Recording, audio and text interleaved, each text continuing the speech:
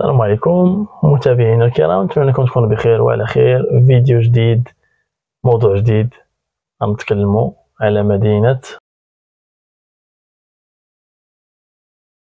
ما كنظنش انكم عرفتوها في التصويره، لان صيبتها لكم في ستوري وفي البوست فيسبوك ما عرفتوهاش.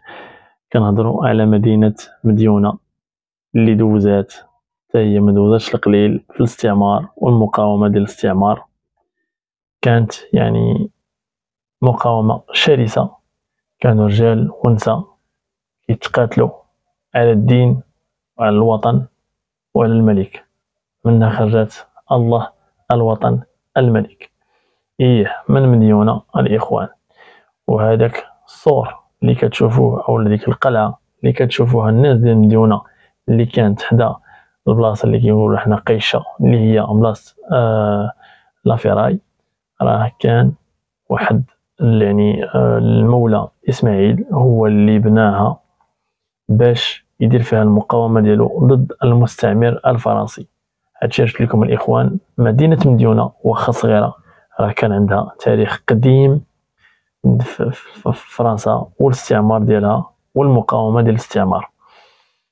عندها ثقافة، تاريخ، عندها حاليا ولات كتنافس يعني المدن أو المناطق الصغرى في الاستعمار، يعني في الإعمار أو لا في تشييد البناء. هادشي اللي كنشوفو دابا التطور اللي ولا مؤخرا. شنو يعني ملعب مديونة، شنو المسجد الكبير اللي القرب من الملعب الكبير ديال مدينة مديونة. كذلك يعني الإعمار أو البني اللي كاينين دابا حاليا كنشوفو يعني صفات مواصفات ديال هادشي جديد. ما عندي ما نقول موازاة يعني مقارنة بهادشي اللي كنشوفو دابا ديال يعني فين كاينة مديونة اللي محسوبة على جهة سطات، جهة الدار البيضاء، ويعني الدار البيضاء الكبرى. فوالا كنا قلنا على التاريخ ديال المقاومة، وكذلك هضرنا على الاستثمار والتنمية، وكذلك ما نساوش الكرم والجود اللي في هاد الناس ديال مديونة اللي هو يعني داخل في الحياة والثقافة. إلا بغيتو جيو للسوق ديال مديونة باش تشوفوا الثقافة وتشوفوا الحياة كي دايرة.